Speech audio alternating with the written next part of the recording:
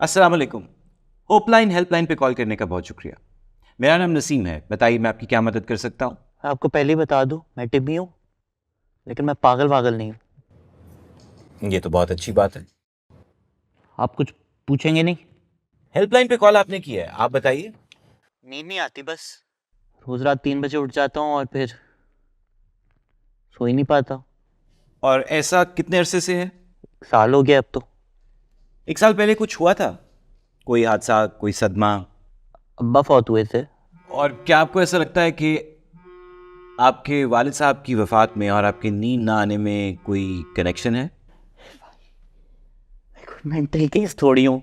जी, मैं बिल्कुल समझ सकता हूँ। क्या मैं पूछ सकता हूँ कि जब आपके वालिद साहब की वफात हुई तो आपने उस वक्त क्या महसूस किया? ऐसी बात है, सब जो महसूस करते हैं। लेकिन मैं आपसे पूछना चाह रहा हूं कि आपने क्या महसूस किया था? उस दिन तो सब इंतजाम कर रहे थे ना, तो बस भाग दौड़ में ही लगा रहा।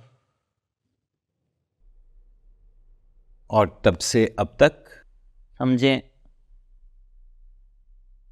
कि सारी जिंदगी ही समेट रहा हूँ। डेथ सर्टिफिकेट से लेके बैंक रिकॉर्ड तक सब कुछ हैंडल किया। गांव में ज़मीन है ना हमारी, तो भाग दौड़ के कोर्ट से विरासत करवाई। और इस भाग दौड़ के दौरान आप क्या फील कर रहे थे? पता नहीं, कुछ ज़्यादा नहीं। कोई नई फीलिंग, कोई ख्याल? शायद अम्मा कह रही थी गुस्से का तेज़ हो गया हूँ। किसी भी बात पे गुस्सा आ जाता है। फिर बाद में खुद सोचता हूँ कि यार ऐसी तो कोई बात भी नहीं थी। और इस गुस्से की क्या वजह हो सकती है? पता नहीं।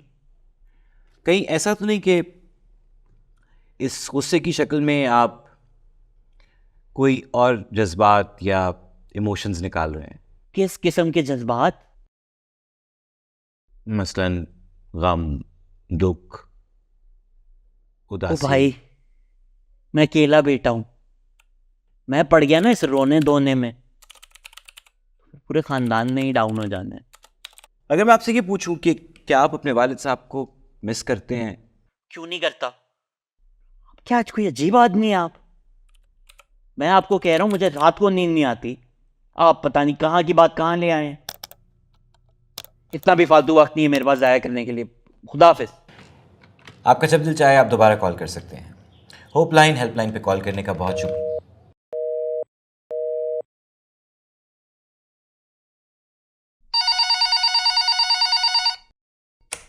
आज आप कैसे हैं टिम्मी? नींद तो आज भी नहीं आ रही।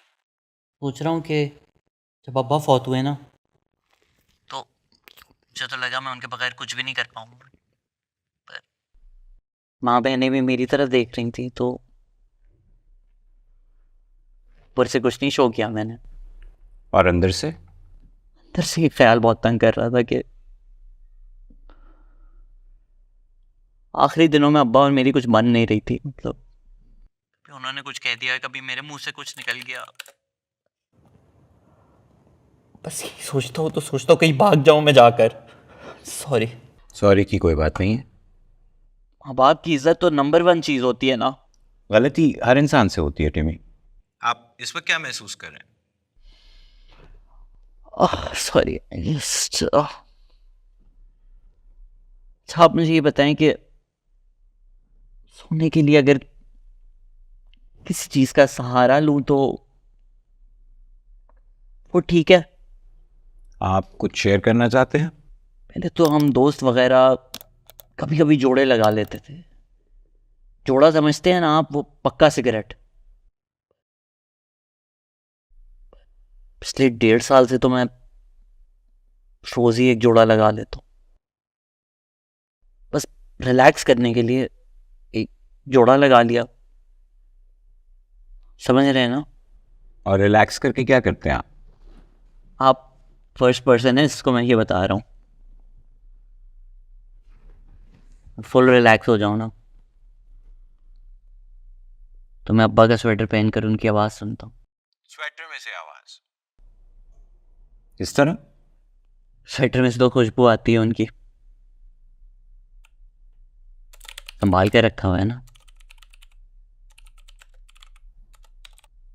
कसम से। स्वेटर पहनता हूँ तो ऐसा लगता है वो करीब ही है। आप सोच रहे होंगे क्या बकवास बातें कर रहे हैं। बिल्कुल भी नहीं। और उनकी आवाज़? Voice messages.